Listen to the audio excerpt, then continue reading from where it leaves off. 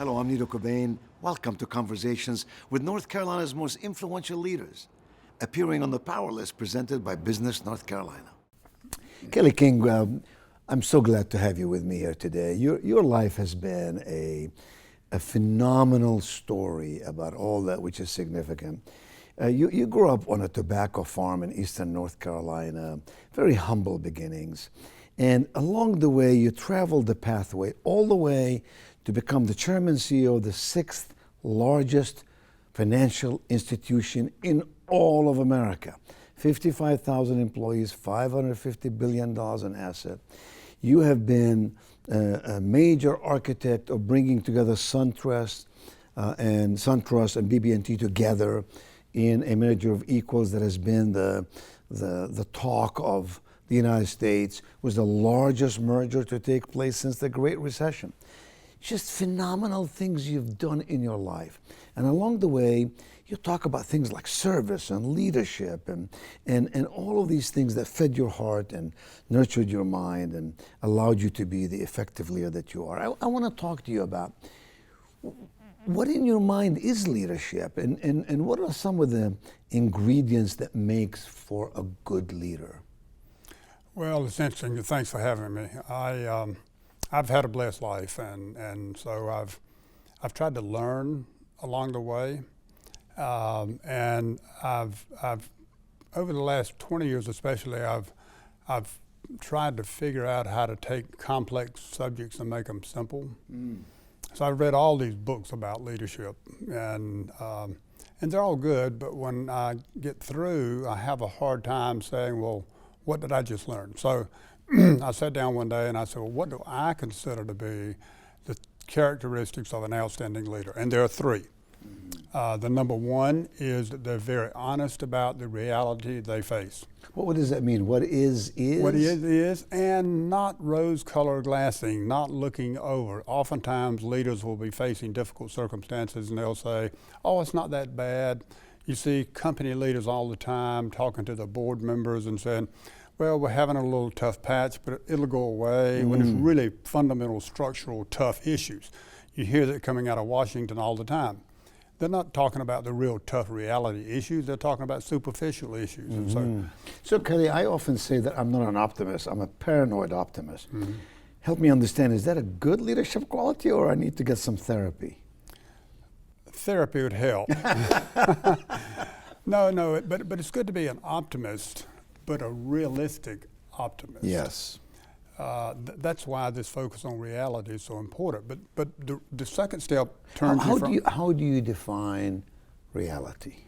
Reality is the circumstances that you are facing that are within and without your control, that are going to exist whether you like it or not. That's reality. And I mean, when I hear you say that, the thought that comes in my mind is, do we trust the person to analyze, dissect, and define what reality is? Isn't that based on someone's frame of reference? Isn't that based on someone's experiences? You and I might look at the same challenge and define it in two different ways. Where am I wrong? No, you're right, except that you have, in the pursuit of reality, you have to add the test of objectivity. So just because your perspective might be that, you think the sun rises in the west and sets in the east, I said, well, I appreciate your perspective, but you happen to be wrong. And so we as effective leaders, we have to apply an objective analysis to perspectives. And how does one learn that? How does one learn how to be objective? Well, it's about reasoning. It's about reasoning, and reality go hand in hand. It's about being, you don't have to be all that super smart, but you have to know when you are not smart enough to reason through a circumstance. Then you surround yourself with other people that you trust that can help you find reason, find discernment. And in my case, a lot of finding objectivity and reason and discernment comes from my faith. Sometimes it's just too complex for the world to know, so I just have to go to a higher power and I pray about it. And so it's a process. It's not just gunslinging it and saying, oh, here's a big problem, here's the answer. It takes a lot of thought. So someone has to learn how to think, therefore. That's right. It's a mindset, It's a mindset. that allows you to look at things objectively and realistically. And it's the commitment to do it, and it's the commitment to accept the reality whether you like it or not. Mm-hmm. All right, so the first point is, what is. What is. What's the And second the second point is to be clear about your vision about how to make it better. I said these are characteristics of outstanding leaders. Not everyone is an outstanding leader. Yes. Some people will not be honest about the reality. They're not an outstanding leader. Some people are honest about reality. They just don't have a clue what to do about it. It doesn't make them a bad human being. They're just not an outstanding leader. They might be an outstanding follower, and each are important. They still can be valuable, So absolutely. but they're not going to be in a leadership They're position. just different roles. We all have roles to play in life, in our families, in our business, in our communities. I'm not trying to say leaders are more important than anybody else. I'm just saying you have to have leaders to get from A to B, and then you have to have really effective followers to follow the leader. But that leader has to be able to have clarity about what the vision is. They have to be able to communicate it. They have to put, structure to it so people can see it and feel it and understand it, so they can see the picture. So really good leaders can paint a picture of what that vision is. Who we are, where we're going, why we're doing Why it. we're doing it. What is our purpose? Why should I want you to charge that hill with me? You can't just say, hey, it's tough down here. There's a battle going on. It's tough down here, and you ought to do something about it. You got to paint a picture, a path. How did you do that with a large organization that had a national footprint, if not international, that many of your tens of thousands of employees were not right there where you can chat with them? How did you personally learn to create a vision? And how did you master, because you did master the art of relaying that vision, communicating it, connecting it with people's desires and commitment? I'll give you a good example. Over the last 20 years, especially the last 15 years, as technology has gotten to be so much more important. And to be honest, many leaders have come to believe that technology is consuming the world, and it's all going to be digitization, and therefore the personal side doesn't matter. I reject that on its face. But several years ago, I wanted a way to communicate that to our teammates and to our clients. And so I came up with a concept I like to call T3, where technology and touch yields trust. What our clients in banking, for example, are looking for, and it's true in other aspects of life, what they're looking for is someone they can trust. I don't understand all of banking, but I want to trust my banker. But what about this technology? What about all this touch stuff? So I said it's the integration. It's not that either one is more important than the other. They're just both important, but the key is they have to be integrated together.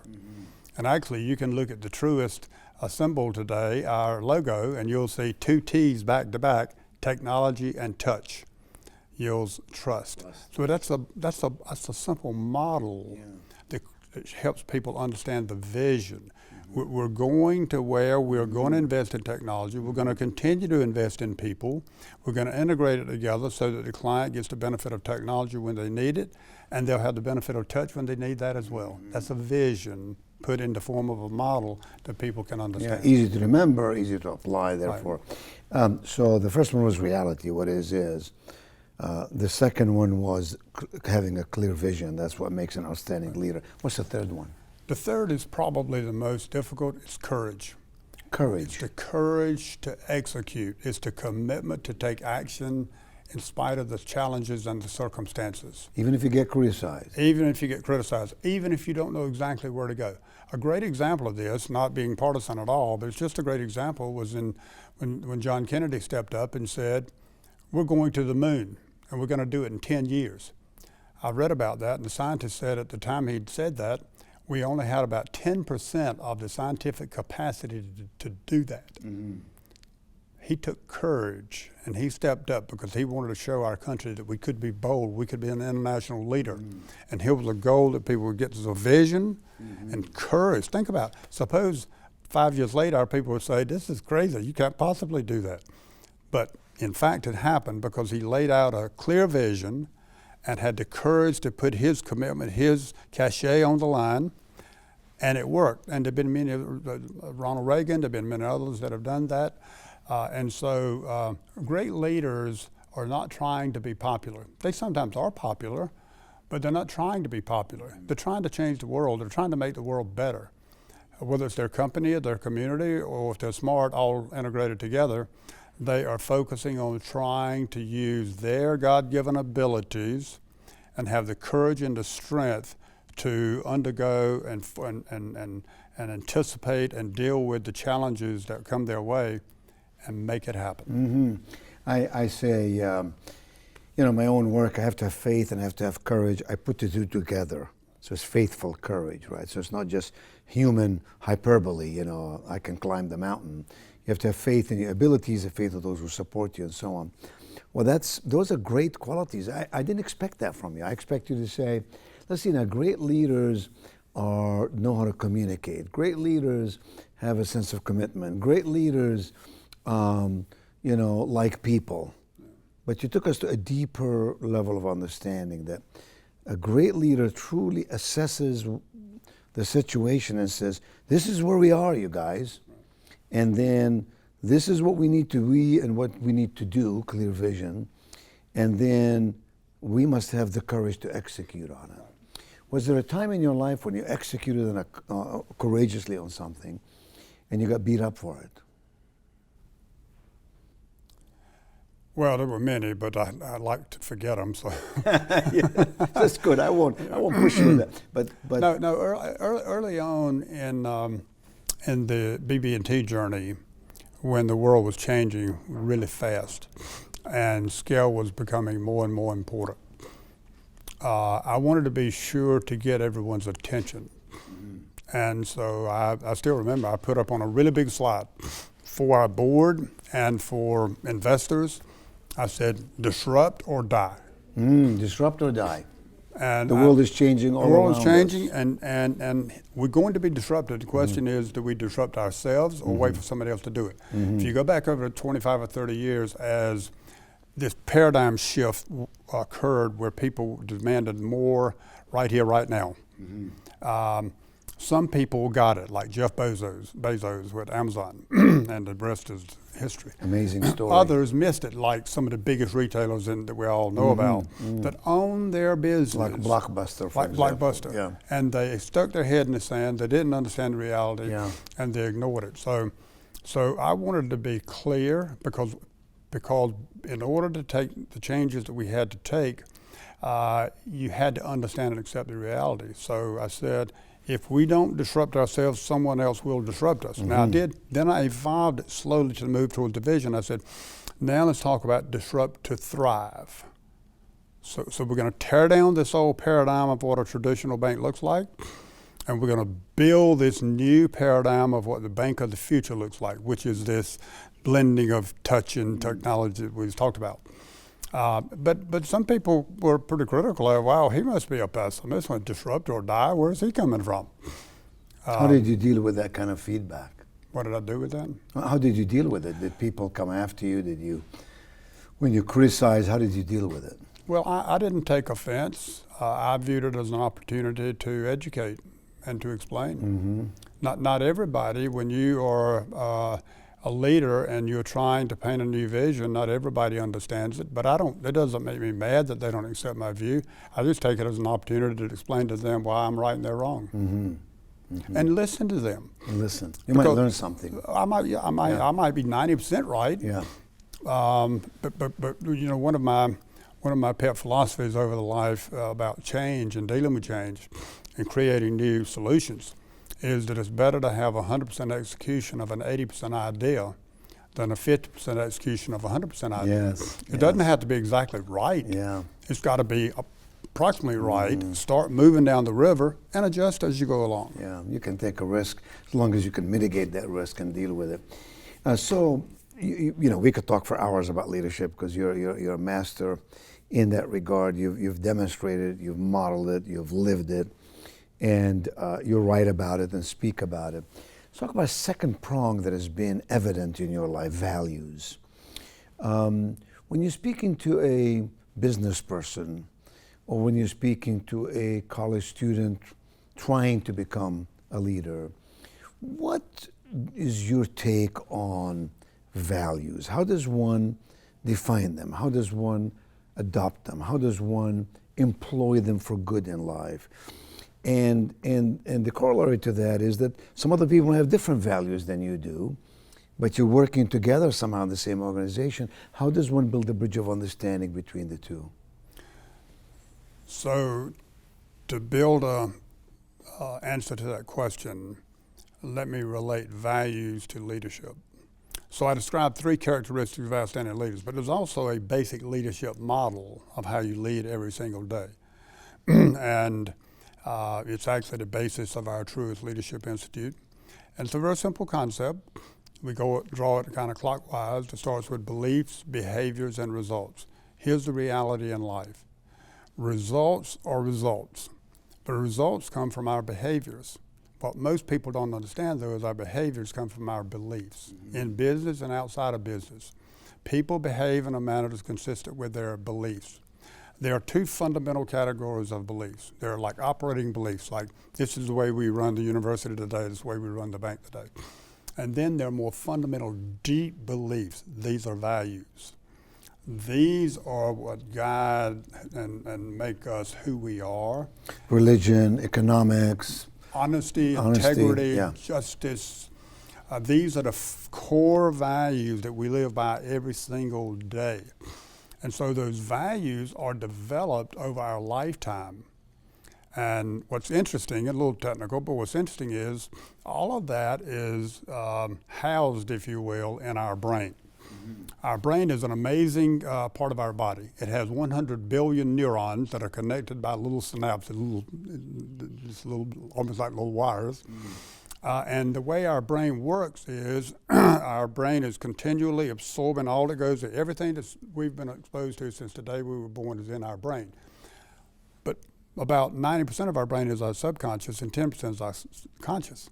We don't consciously think about what's in our subconscious every day, but it's there and it's influencing what's in our conscious. So it all goes in from the time you're born, it's all along there, and it forms together based on circumstances and information that you're exposed to, and it forms those connected wires that becomes those basic beliefs.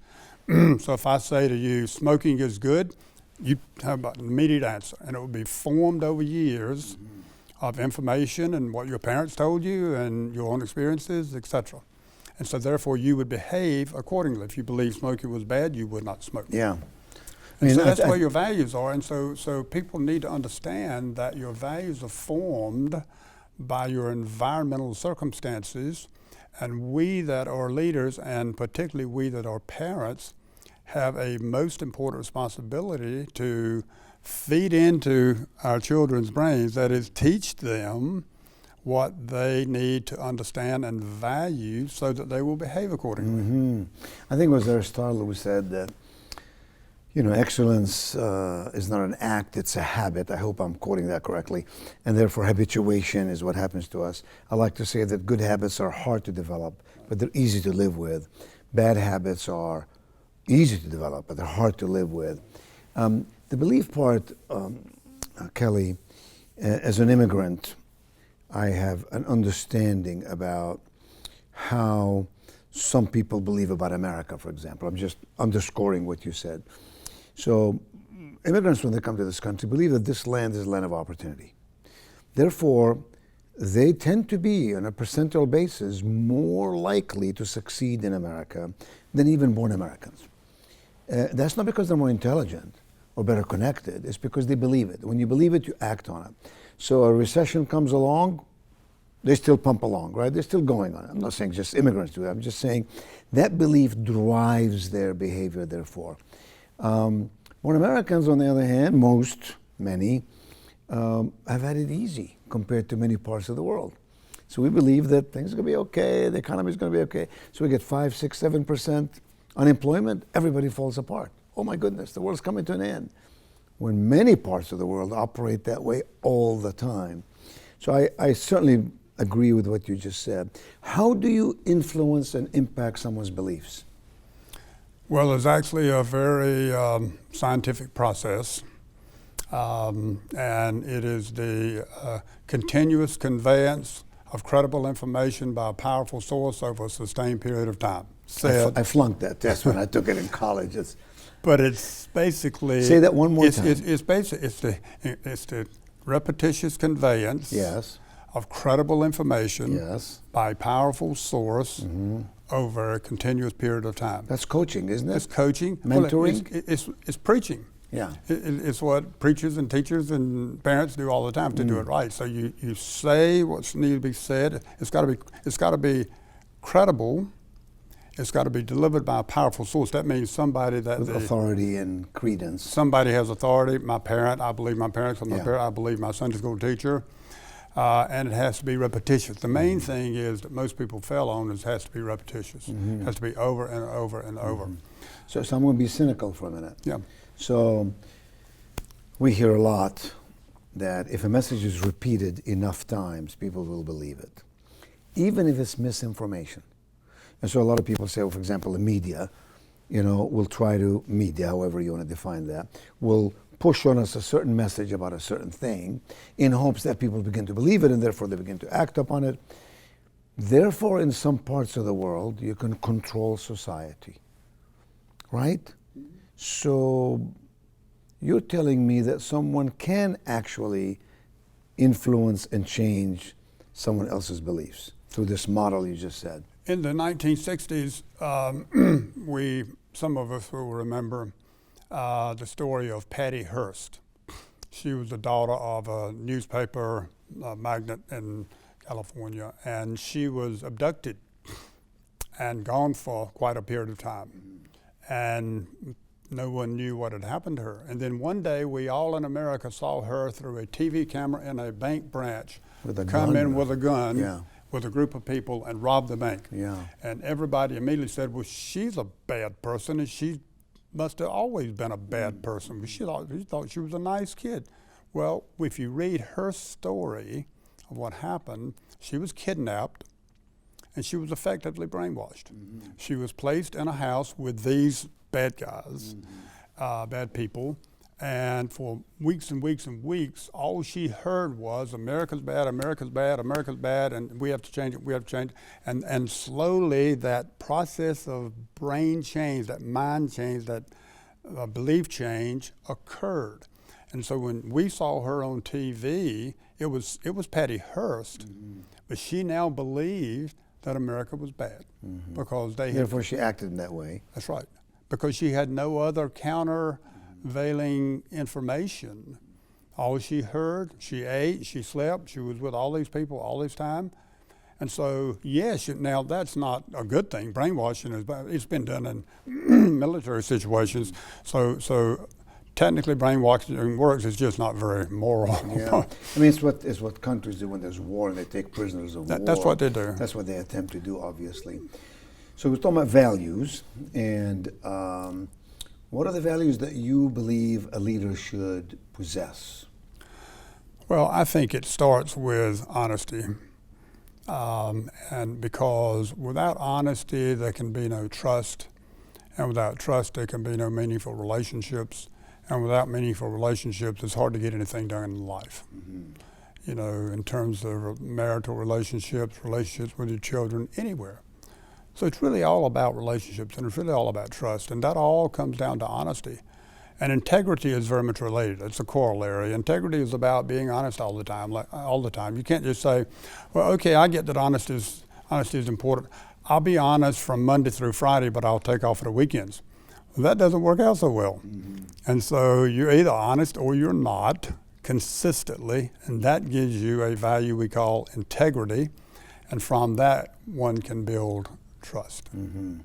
Kelly, if you were speaking with young people who are just starting out in business, let's say they just graduate from college and they're beginning business, given the environment in which we reside, today a lot of people won't talk about life-work balance. They will talk about remote work. They want to talk about, I want to have more time off, and I want to do my thing, and I want to be paid well, and all that.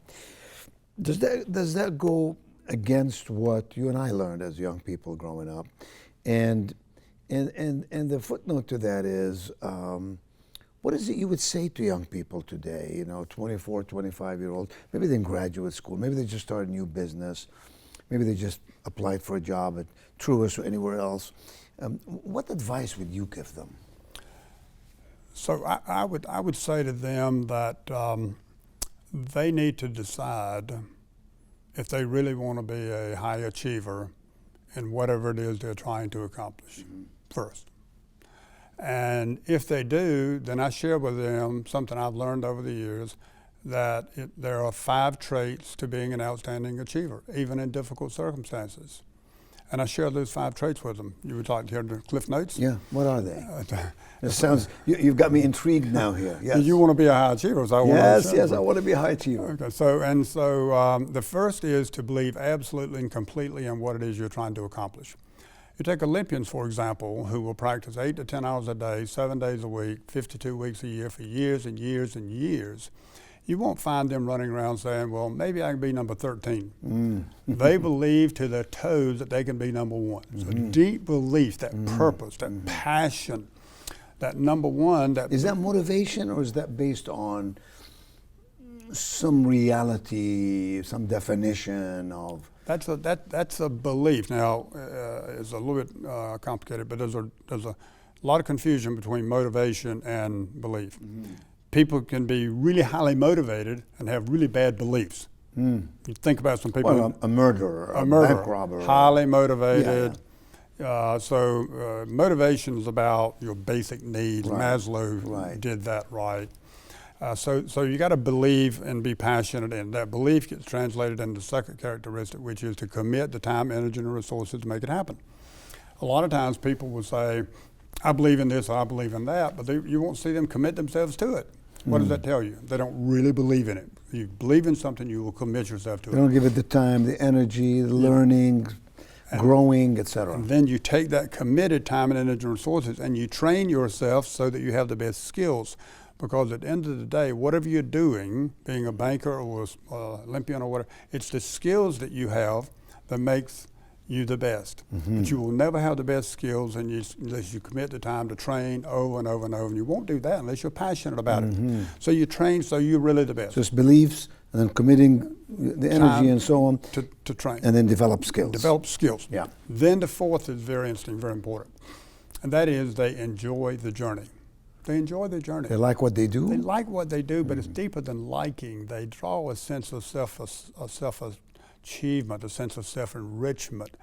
They walk, these are the people that have worked 14-hour days. They'll go home dead tired, and they'll lay their head down on the pillow, and they'll take a deep breath, and they say, I can't wait to get up in the morning and do it again. Yeah. Why? Because they just enjoy it. They draw energy from it. People that have a job go in 8 to 5, watch the clock, do what they have to do, and can't wait to go home. And retire. Can't wait to retire. They're not enjoying it, and they're wasting their life. Yeah. And the sad thing about this, Nito, is that people tend to spend too much of their lives in the past and in the future. People that spend their times in the past are the people that are mad, worried, upset about something that happened 5, 10, 15 years ago. Getting that ship wherever they go. You get somebody say, well, I'm mad with Joe. Well, why are you mad with Joe? Well, 10 years ago, he did such and such, and they'll pound the table, and they'll be red-faced, their blood pressure goes. Well, Joe hadn't thought about it in 10 years. He's going to enjoy his life. You're ruining your life. Joe's at the beach. Joe's at the beach, and you're ruining your life. Let it go. Forget it. Yeah. And then people live in the future. These are the people who say, I will be happy when I get promoted, when the kids get out of college, when I retire, when. Here's the problem. Not a one of us can change yesterday. Not a one of us has tomorrow promised. This is the God-given day we have to live. Rejoice and be glad in The it. genius of life is to get up this day and take a deep breath, be clear about your purpose, and get excited about having a chance to live it and go out and give it your best shot. Get a good night's rest, do it again tomorrow. Beautiful advice. What's the fifth one? The fifth is to have an enthusiastic, positive attitude. Because obstacles come along, problems come along. What is a positive attitude? What does that mean? Does that mean I have positive thoughts? Does that mean I act like I'm, okay all the time? What is that to you? It's deeper. It's not a superficial. It's a deep underlying. It's kin to optimism. How is that different than beliefs? It is a belief. A pessimist, for example, which is a belief, a pessimist faces some bad situation.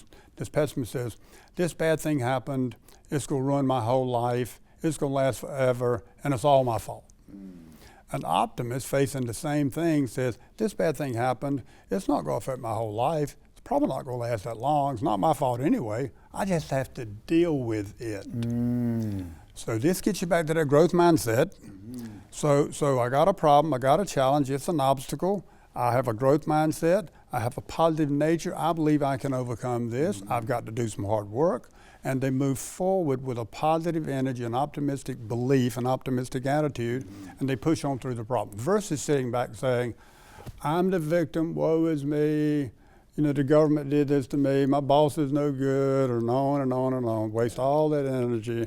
Negative energy. And people don't want to follow a person like that nobody, anyway. And who wants to be around Yeah, them? who wants to be around that? Yeah. Your life has been also filled with service. When you were Chairman CEO of BB&T and then Chairman CEO of Truist, large organization, lots of people, lots of offices, lots of branches, lots of backroom operations.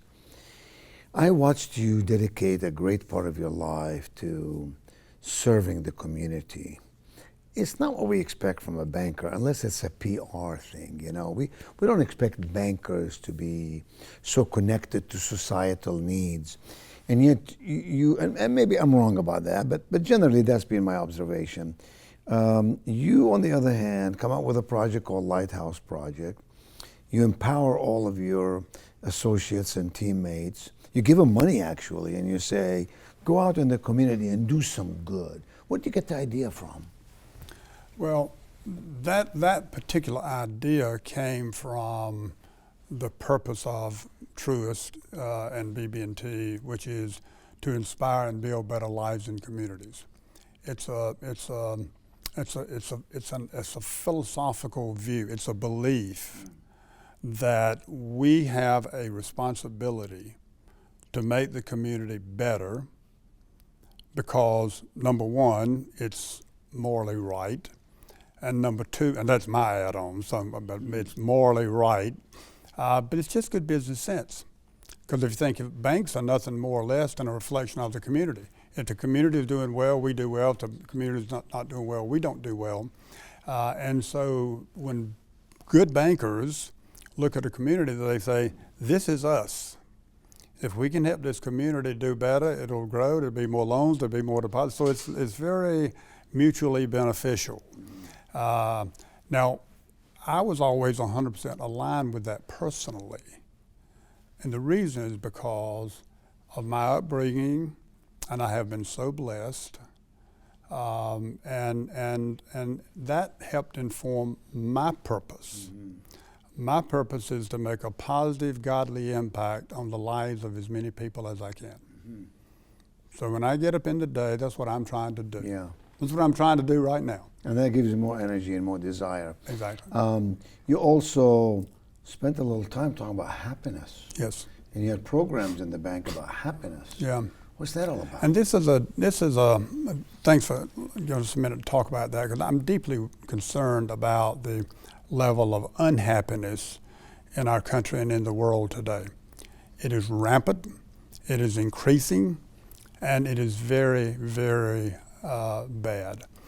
Recent studies have been done, many, and it got worse during the pandemic, that on average when you talk to people, particularly young people, about 60%, when you ask them, so how are you feeling, how are you doing? They will describe in different words that they're very unhappy. Most will say that within the previous few days they have had serious thoughts of anxiety, depression, even suicide. One survey done in the last few weeks said that like 25% of young girls said that they had thought in the last year seriously about committing suicide. Wow. So it is a giant problem, and I saw it exhibited through the pandemic. You know, when everybody was kind of locked in, and I would do hundreds of these Zoom meetings, and I would have lots of people on, and I would talk with them, try to, how you feeling, how you doing? And with lots of tears and lots of fear. invariably it would be said, well, I can't wait for this pandemic to be over so I can be happy So I again. can be happy, living for the tomorrow. We're looking for tomorrow. And I thought about that a lot, Nito, and I said, that's not a healthy way to live. And I actually came up with 4 steps to how to be happy in difficult circumstances. Give us those. What are they? Yeah, they're actually very helpful. So the first step is to choose to be happy. It's a choice. It's a choice. And that's really important, although most people don't see it that way, because most people think they don't have the choice, they don't have the right. They think that they are the victim. Bad thing happens, I got to be unhappy. So choose to be happy. Take control of your life. The second is to be clear about your purpose in life. And I recommend one of my 5 great books called Man's Search for Meaning, written by Viktor Frankl. And in it, as you know, he says, if you know your why, you can endure any how. Yeah. Very, very important. Be clear about your purpose in life. Think about it. Pray about it. Be conscious about what it is. And the third also comes from one of my 5 great books. It's called Have a Growth Mindset. Versus fixed mindset. Versus the fixed mindset. Carol Dweck's book. Carol Dweck's book, exactly. Because if you have a growth mindset, that is a mindset that says that I can learn, I can grow, I can improve, I can do things, you can move forward. And the fourth is really powerful, really powerful. It's help others. It turns out with many studies that when you help other people, 2 great things happen. You help them and you help yourself. Yeah. And they actually done these studies, you know, like you've heard about the runner's high, when you start feeling better after a certain period. That's actually true, because what happens is at a certain point, the brain causes divided emit a chemical called endorphins, and that actually makes you feel better. Same thing happens, they've studied, when you help other people, brain says release endorphins, you just feel better. Yeah. So it's a great thing, and it makes the world better. Kelly, I'm going to end the way I started. You've had a phenomenal career. 50 years in banking. Started as in the leadership program of BB&T as a young lad of 22, 23. And you moved all the way to the top position. And the bank was small and the bank became very large. And somehow you've learned to adapt and grow and realign. But what strikes me about you is that you picked your lane in life, your personal, spiritual values, service, leadership lane.